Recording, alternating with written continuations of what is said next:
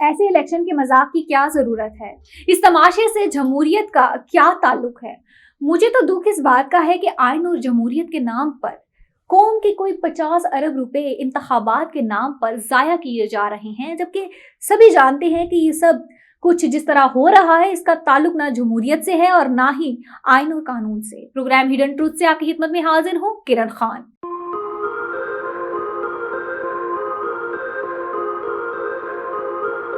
मैं 9 मई के हमलों के खिलाफ हूं और चाहती हूं कि जो लोग इन हमलों में शरीक थे उनको मास्टरमाइंड समेत सजा दी जाए, उन्हें इंतखाबात में हिस्सा लेने की इजाजत भी ना दी जाए, लेकिन पूरी की पूरी सियासी जुमात को ही इलेक्शन से माइनस करने के लिए जो कुछ किया जा रहा है वो ना दुरुस्त है और ना ही उसका कोई सियासी कानून और इखलाकी जवाज है। आजाद हैसियत में भी तहरीक इंसाफ के उम्मीदवारों को इलेक्शन लड़ने में मुश्किलात दरपेश हैं। अगर उनके साथ यही करना था तो फिर इलेक्शन लड़ने की इजाजत ही ना देते। टीवी चैनल्स नवाज शरीफ, मरियम नवाज, बिलावल वगैरह की तमाम तकरीरें लाइव दिखा रहे हैं, लेकिन तहरीक इंसाफ वालों के लिए कॉर्नर मीटिंग्स भी मुमकिन नहीं। अगर पूरी जुमात को ही रियासत मुखालिफ समझा जा रहा है तो फिर ऐसी जुमात पर पाबंदी का कानूनी रास्ता निकालना चाहिए था। आइन और कानून की नजर में तहरीक इंसाफ एक कानूनी जुमात है जिसे इंट्रा पार्टी इंतखाबात ना करवाने की वजह से इंतखाबात में बहैसियत सियासी जुमात हिस्सा लेने की इजाजत नहीं दी गई। सुप्रीम कोर्ट के फैसले के बाद तहरीक इंसाफ से ताल्लुक रखने वाले उम्मीदवार आजाद हैसियत से इलेक्शन में हिस्सा ले रहे हैं, लेकिन उनके मुतल्लिक अब कहा जा रहा है कि उनमें से जो इलेक्शन जीत भी लेंगे उनकी अक्सरियत को नून लीग, पीपल्स पार्टी और इस्तेहकाम पाकिस्तान पार्टी में दबाव या लालच के जरिए शामिल करवाया जाएगा।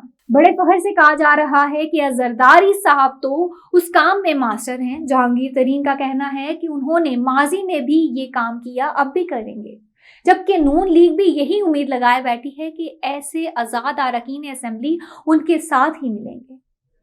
यानी इलेक्शन जाली, फिर जाली इलेक्शन के नताइज में आजाद अरकान की खरीदो फरोख्त और फिर उसके नतीजे में बनने वाली हुकूमत, ये है हमारी जमहूरियत।